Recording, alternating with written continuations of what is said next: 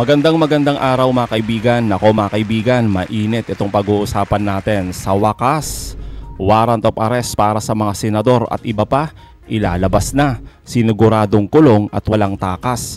Marcoleta, sinupalpal matapos suportahan si Zaldico.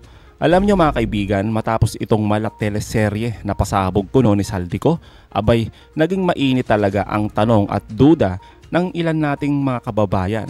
Siyempre, itong mga maka-Duterte na suportado ang dating Congressman Zaldico. Bakit daw mapahanggang ngayon ay wala pang napapanagot at napapakulong? Kaya naman, heto at nilabas na ni Ombudsman Remulla ang mga listahan ng mga senador at congressman na makakatanggap ng warrant of arrest hanggang matapos ang taon na ito. At ang matindi, pinangalanan niya ang mga senador na kaalyado mismo ni Marcoleta at ng mga Duterte.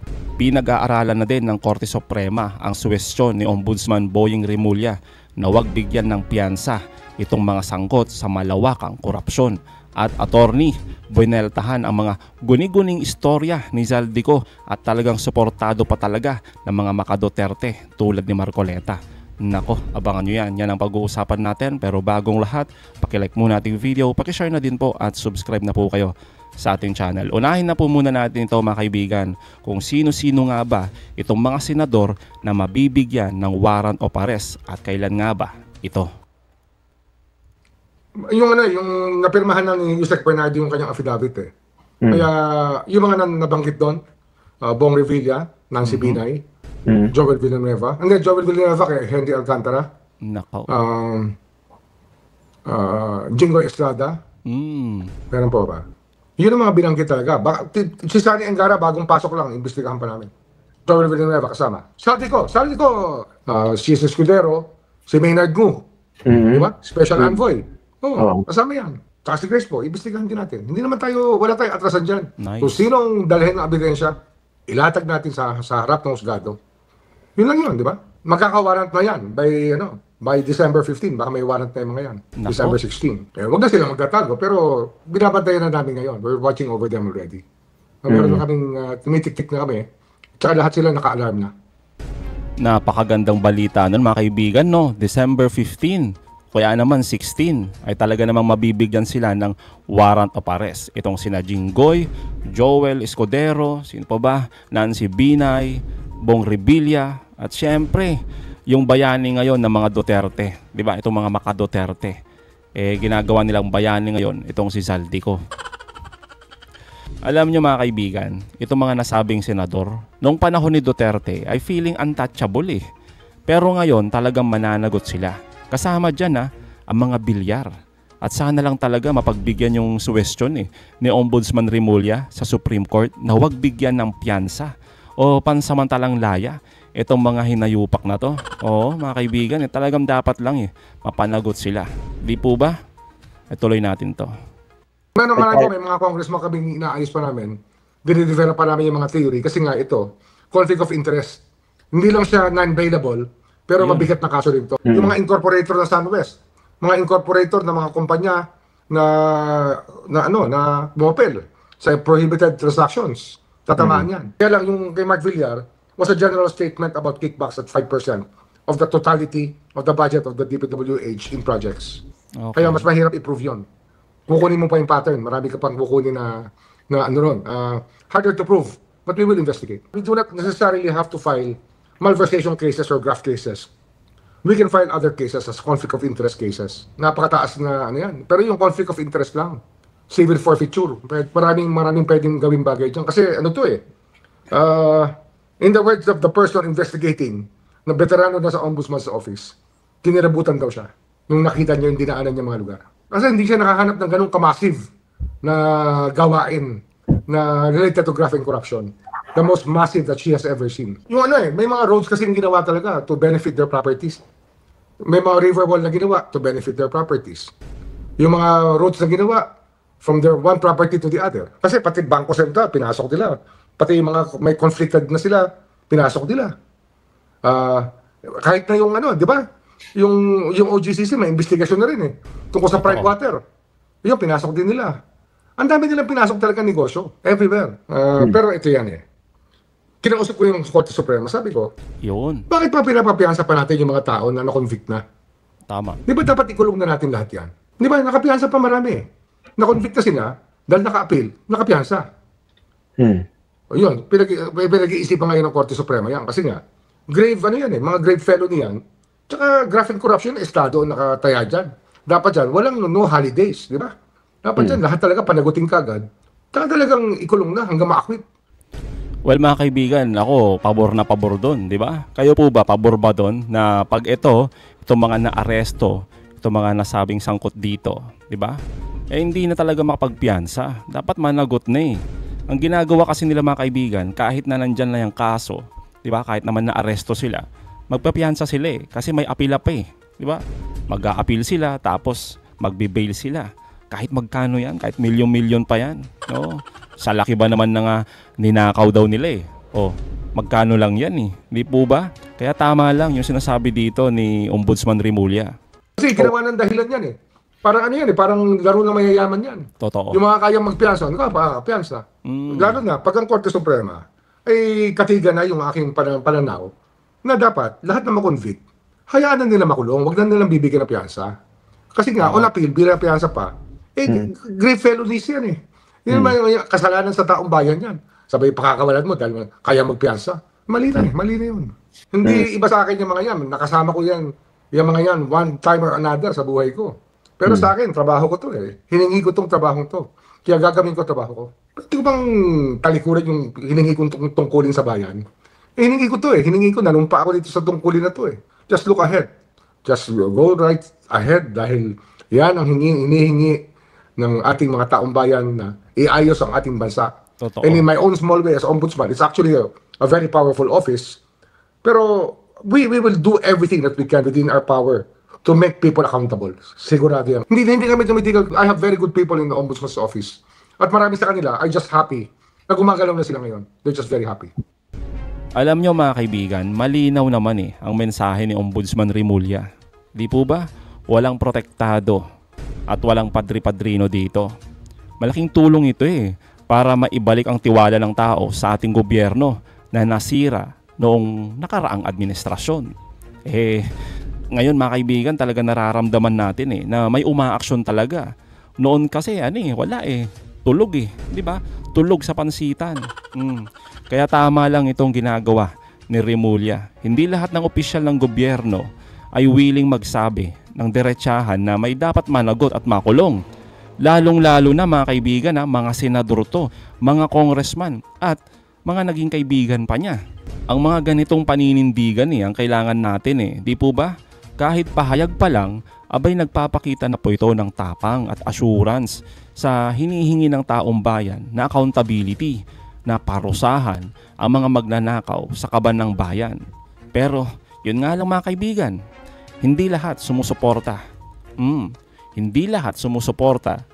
Kasi nga yung iba, imbis na kastiguhin yung mga katulad ni Zaldico, abay mukhang suportado pa ng ibang senador. At ang matindi pa mga kaibigan na ginagamit pa yung mga haka-hakang pasabog ni Zaldico para linlangin ang taong bayan at pabagsakin ang gobyerno. Mantakin nyo sabihin na ang ombudsman ay pinagtatakpan ang mga utak ng korupsyon. Samantalang heto na nga yung mga kaalyado ng mga Duterte, di po ba? At kaibigan pa mismo ni Remulla. Eto, malapit-lapit na mananagot at makakatanggap nga ng regalo sa darating na December ng mga warrant of arrest at talagang makukulong sila. At yun pa nga yung hinihingi na sana wag na sila makapagpiyansa. Doon pa lang mga kaibigan di ba? Pero yung iba, sabi nga natin, imbis na kastiguhin, ginawa pang bayani. Di po ba? Ganyan ganyan na ganyan. Basta sa mata ng mga makadilis, ang gusto talaga nila ay pabagsakin ang Pangulong Marcos. Siyempre para makaupo na ang kanilang amo. Kaya naman, heto si attorney at bineltahan itong mga patutsada ng mga apologies ni Zaldico. Kung first video pa lang, second video pa lang, kitang-kita mo ni kasinungalingan. Hindi lang tayo nagsasalita dito may mga eksperto na ang mga ekspertong ito karaniwan pa ay kritik ng Pangulo. Sila mismo nagsasabi na yung ginawa ni Zaldico ay walang kakwenta-kwentang kwento. Hindi makatotohanan. Imposible. So, di ba? Kami, maaari pang sabihin na kasi kay Pangulong Marcos kayo eh. Pero may mga tao yung neutral, yung iba critic pa, nagsasabing, walang kaibe-ebidensya si Saldico, gusto lang talagang magsabit para mawala sa kanya atensyon. Samantalang sabi nga natin, nagsusumigaw yung ebidensya ng kanyang mga ari-arian. Tama sa kanya. Wala kang salaysay na under oath. Yun. Lalabas siya, wala kang masyado pananagutan eh. At ano ang magiging saysay nito kung wala kang tapang na bumalik sa Pilipinas at magsabi ng ganyan mga kwento? Totoo naman, di ba mga kaibigan, yung sinasabi dito ni Attorney Claire Castro. Pero may mga ibang mga abogadong senador na nasa row 4 daw, pinakamababang klase, pinagpipilitan na dapat daw bigyang pansin itong mga pasabog kuno ni Zaldico. Di ba? At ginagawa pang kasangkapan ngayon eh. Para lalong linlangin ng taong bayan. Alam naman natin eh, hindi naman under oath tapos bibigyang pansin. Ano yan? Magsasayang lang tayo ng pera? Kasi nga mga kaibigan hindi na tayo magugulat. Baka lang bigyang pansin to ng mga, alam nyo na, itong mga makaduterteng senador na magkaroon ng hearing. Ay nako na naman, Senate hearing na naman, sasayangin na naman yung pera ng taong bayan para lang dito sa napakawalang kwentang salaysay ni Saldico. Ay nako talaga Ikaw nagtatago, ikaw na wala kang ebidensya, ikaw na pinoprosecute ngayon dahil sa mga ebidensyang leading to you, ikaw pa ba ang maghahamon sa mga investigador dito na imbestigahan niyo yan? Hindi ba ikaw yung iniimbestigahan and you were given your due process? Pero ikaw yung wala, ikaw yung tumalilis, ikaw yung ayaw magpakita. So anong credibility ang maibibigay sa kanya kung siya mismo takot bumalik sa Pilipinas para magsalaysay? Sabi naman ng ombudsman, bibigyan siya ng proteksyon. Unang-una, sabi nga natin, ano kung pruweba mo, tinatakot ka, nasan yung proof mo? Okay? Sabihin natin, i-assume natin, sinasabi niya totoo, bibigyan ka doon ng proteksyon ng ombudsman, bibigyan ka ng proteksyon ng gobyerno. So, wala tayong makitang dahilan para siya'y magtago. At nagsasalita siya nito para iwasan ang anumang mga akusasyon laban sa kanya at ituro niya sa iba. Personal ko nakikita, ginamit siya. yan. Dahil vulnerable siya ngayon eh. True. Na dahil sa sitwasyon niya, mas madali siyang may influence na dito ka na sumama sa amin. Pag ito natanggal sa pwesto ang Pangulo, okay ka na. Sino, hindi Yusek? Hindi ka na namin ipoprosecute. Para gano'n yung tingin ko. Apo. May ipinangako sa kanya. Tingin ko to. Hindi ko naman sasabing katotohanan. Yes. This is not a fact. This is just my opinion. Diba? Pwede mas madali siyang ma-influence para matanggal ang Pangulo sa pwesto. Sino ba ang mga nagnanais mawala ang Pangulo? Sino ba ang nagsasabing mag-resign ang Pangulo? Sino ba ngayon ang nagsisimigaw na dapat mawala ang Pangulo dahil sa korupsyon na to? Well, in fact, sabi nga, nadinig natin, no? Ang iba dyan, na yung height ng TVRI, nagsimula kay dating Pangulo Duterte.